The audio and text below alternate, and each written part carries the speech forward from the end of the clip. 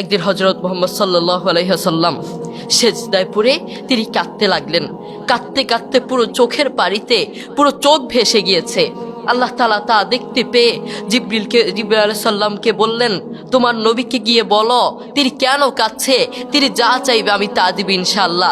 জিবরিল আলাইহিস সালাম নবী করিম সাল্লাল্লাহু আলাইহি ওয়াসাল্লামকে গিয়ে বললেন, আপনি কেন কাঁদছেন, আপনি বলুন, আপনি যা চাইবেন আমি তা দিব, আল্লাহ সুবহানাহু ওয়া তাআলা তা দিবে। জিবরিল নবীকে বললেন, আপনি কেন কাঁদছেন, আপনি বলুন, আপনি যা চাইবেন আল্লাহ সুবহানাহু ওয়া তাআলা আপনাকে তাই দিবেন। নবী করিম সাল্লাল্লাহু আলাইহি ওয়াসাল্লাম কি বললেন জানেন?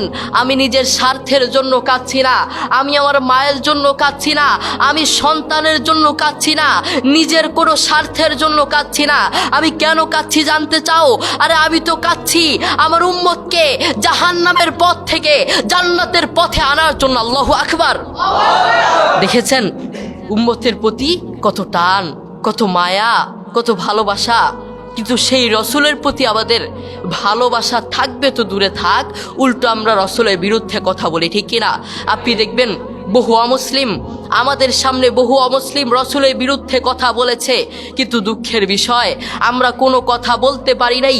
আমাদের সামনে বহু খ্রিস্টান, বহু নাস্তিক, বহু ইসলাম বিরোধী, সুন্নাহ বিরোধী, কোরআন বিরোধী রসুলের বিরুদ্ধে কথা বলেছে, রসুলকে নিয়ে মিথ্যা অপবাদ দিয়েছে।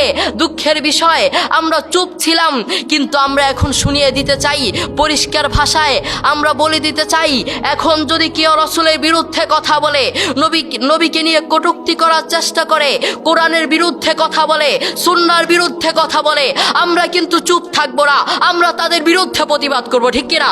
রাজি আছি ইনশাআল্লাহ? আমরা সবাই নবীর নামে কটূক্তি করা হলে আমরা সবাই প্রতিবাদ করব, রাজি আছি ইনশাআল্লাহ?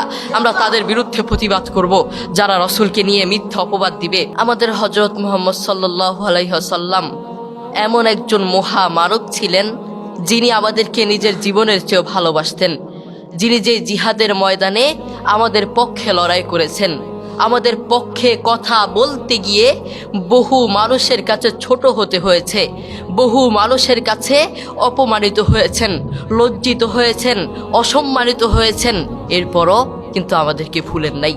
কিন্তু সেই রসুলের প্রতি কেন আমাদের ভালোবাসা নেই?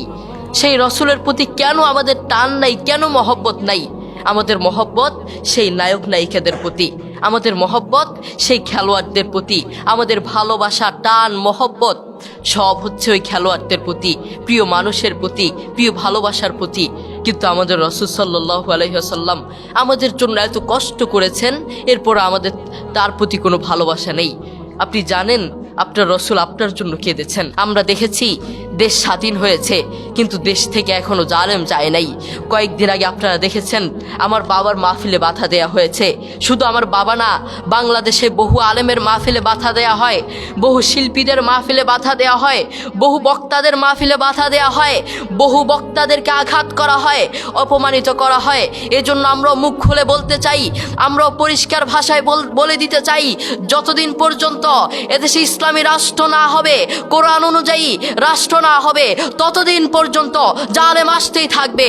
এই জন্য এদেশে কোরআন অনুযায়ী দেশ পরিচালনা করতে হবে, সুন্নাহ অনুযায়ী দেশ পরিচালনা করতে হবে, ইসলাম অনুযায়ী দেশ পরিচালনা করতে হবে। আমরা চাই কি চাই না?